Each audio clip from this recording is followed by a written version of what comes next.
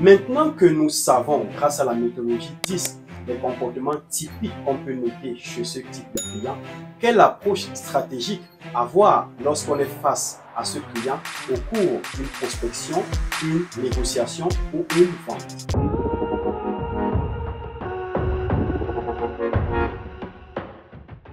Bonjour et merci une fois de plus d'être là pour cette nouvelle vidéo. Aujourd'hui, nous allons continuer notre série sur le DISC. Si vous voulez en savoir davantage, je vous invite à bien vouloir regarder notre précédente vidéo dans laquelle nous avons longuement présenté l'approche à avoir dans le cas où vous êtes un commercial, un vendeur ou même un négociateur lorsque vous vous trouvez en face d'un client au style dominant D ou directif. Il sera donc question dans cette deuxième vidéo de vous présenter le client au style dominant I ou influent. Mais avant toute chose, j'aimerais préciser, et c'est impératif de le dire, qu'il n'existe pas un style meilleur par rapport à un autre, encore moins un style pire par rapport à un autre encore. Nous sommes simplement différents les uns des autres. Comment donc peut-on optimiser sa prospection, sa négociation et sa vente lorsqu'on est face à un client au style dominant I ou influent? Voici quelques comportements typiques que vous remarquerez lorsque vous serez en face de ce type de client. Premièrement, le client au style dominant I ou influent a une tonalité très amicale et chaleureuse. Cela peut se faire ressentir en présentiel ou même dans une conversation téléphonique. C'est une personne qui fait preuve de beaucoup d'humour et n'hésitera pas à vous balancer quelques blagues et surtout à partager aussi quelques digressions. Deuxièmement, le client au style influent fait preuve d'une imagination débordante. Il se pourrait au cours de votre échange qu'il partage certaines idées et suggestions par rapport aux services ou aux produits que vous venez pourtant lui proposer.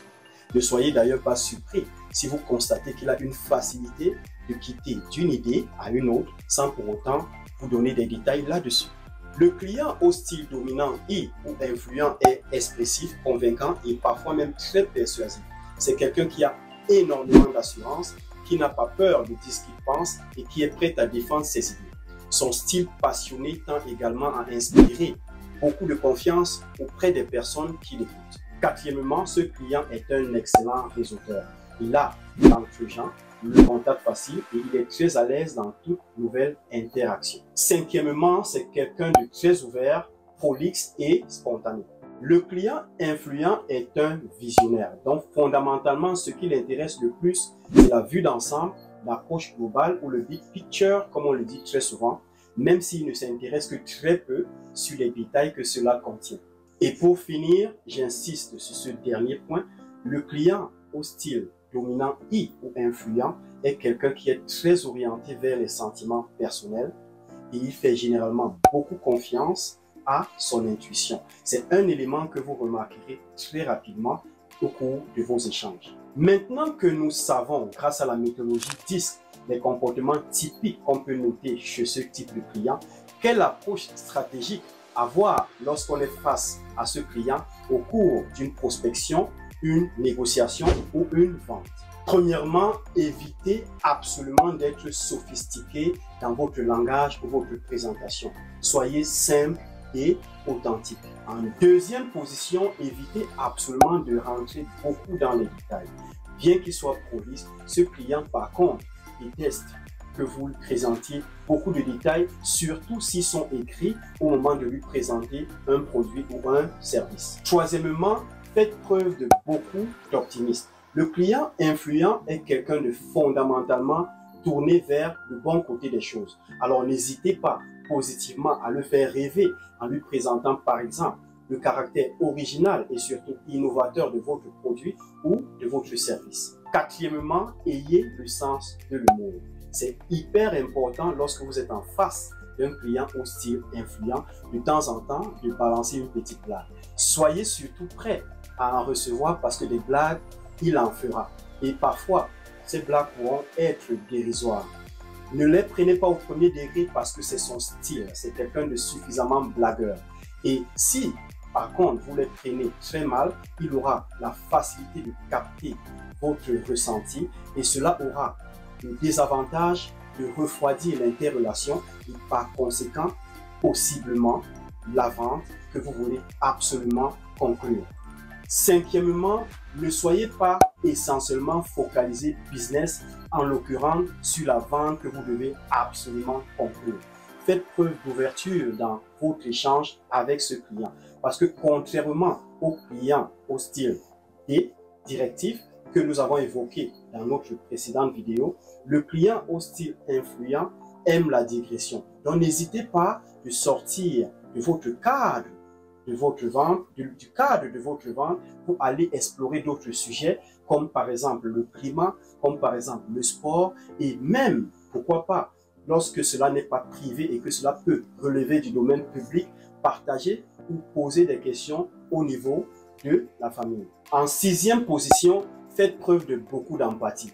Le client hostile influent, c'est quelqu'un qui montre, qui partage ses émotions, alors sachez les identifier et surtout manifester de l'empathie à cet égard. Dans le cadre par exemple d'une mauvaise expérience client qu'il aura eue, utilisez des mots ou des phrases qui démontrent votre intérêt pour son ressenti par rapport à cette mauvaise expérience client. Vous pourrez par exemple lui dire « Je comprends parfaitement jusqu'à quel point cette expérience a été très frustrante, très négative pour vous. Et évidemment, je suis ici aujourd'hui pour faire en sorte que cela ne se reproduise plus jamais et que vous partiez d'ici totalement satisfait de notre service ou de notre produit. Parce que nous estimons énormément la confiance que vous avez en nos produits et en nos services. Je vous remercie par ailleurs par rapport à ce feedback que je remonterai assurément auprès de notre hiérarchie pour que des mesures soient prises afin que des clients comme vous n'ayez plus ce genre de mauvaise expérience client. En septième position, utilisez un champ lexical et sémantique qui tourne autour de la joie, des sentiments et de l'optimisme.